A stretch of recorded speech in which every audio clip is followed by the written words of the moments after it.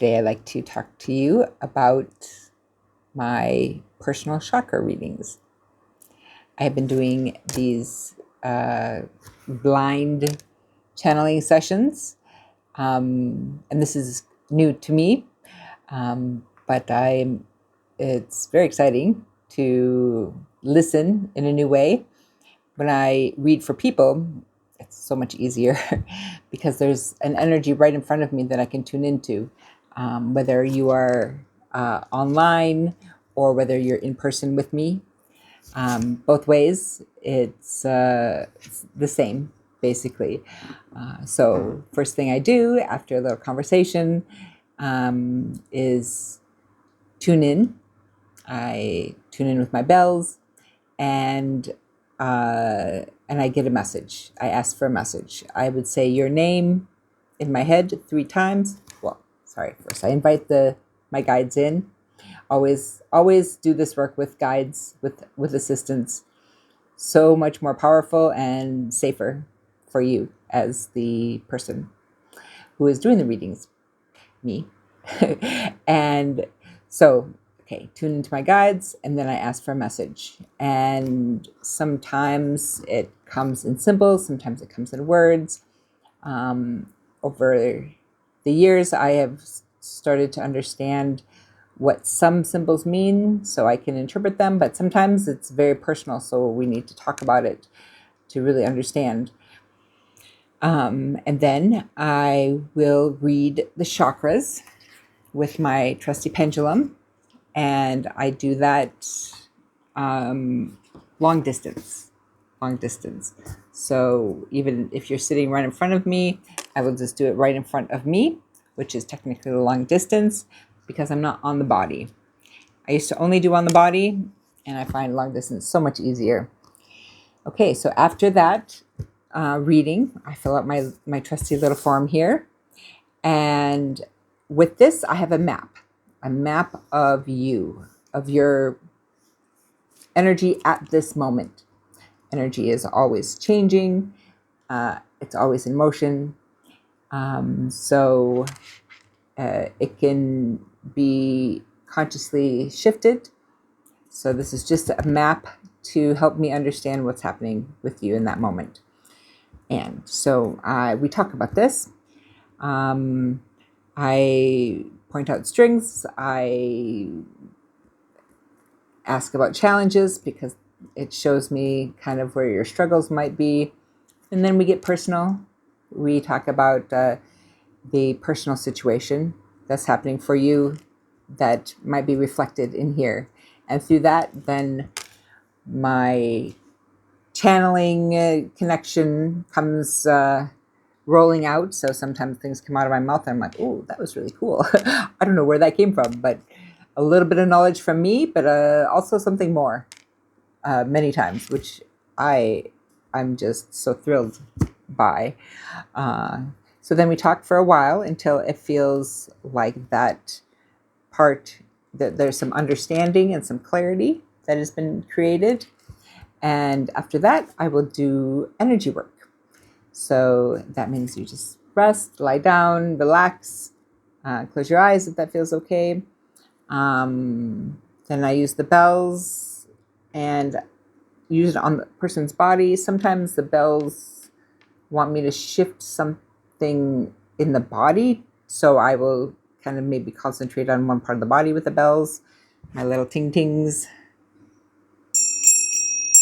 And these things are small but mighty. They have a way of just really just shifting vibrations. Usually, then I just do that for a little bit, and then I go and do the energy work. Sometimes I'm called to do different things, which I listen to. So that may be like in more intensive sound healing. But if the session allows, spirits allow me, I go and I tune into your body, and I notice any tightness, anything that may be in pain, that may be like squished, or you might be holding other people's energy around you, and then I clear that. And then I buff your aura to kind of bring out your brightness, to kind of maybe expand you a little bit. Depending on your capacity, I listen to what I'm told to do, really. So some people, they're not meant to expand in that moment. They're in a place of transition, so we don't want to go too far. Some people have a lot of capacity, so I open it up. Depends on the person.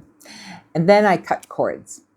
So this are energetic cords that we have between people, especially around highly emotional interactions. Some of these cords are very natural, like a mother and children, very natural. Those will just naturally form. I just try to cut away the things that don't serve you. So sometimes, many times actually, there's like deep ancestral cords, and I can tell this because I'm pulling for a long time. And sometimes different ethnic groups have a different feeling to their cord. It's very fascinating. So we do that, throw that away, give that back to the earth, allow the earth to transmute it, seal the holes with golden light, and then do some balancing of the hemispheres, and check in with your toroidal field, which is your magnetic field. Listen to whatever messages they have. And then after that, I talk to each chakra. And that's the fun part. So tune in. I usually start with the first chakra. And sometimes it's related to that chakra, and sometimes it's just a random message. So I kind of can imagine the element, like first chakra, earth. Okay, so I listen. I said, what is there about the earth that they need to tune into? Sometimes I get a message that has nothing to do with the earth, but that's what it wants to tell me. And this may be related to things we had talked about earlier in the reading, maybe not. So I do that up through 1st through 7th for sure. Some people I'm called to do an 8th chakra, rarely. Those are people who I find are kind of moving interdimensionally, like usually, sometimes spontaneously, sometimes purposefully. And then I'm called to do like an 8th chakra, the Kashak chakra. But I usually keep it in those first 7. And then after that, we talk again. And I explain the situation and give any messages. Sometimes they mean something to that person that I have no idea about. Sometimes like animals especially come through, and those can have meaning for the client, for you. It's very fun. It's very fun. And so you can record the session. That's okay. You can just take notes. I will give you a copy of the worksheet and also an explanation so that you can kind of remember, because it looks kind of like just like scribbles, because I just make pictures of the signs of the pendulum, but the description sheet helps explain that in a general way. And yeah, that is what a reading is. If you are interested, please contact me. You can see on my website some testimonials, and I love it. It's so much fun. I love reading chakras. It's one of the things I was meant to do. One of them. I'm Sarah, and I read the chakras, and I can read yours too.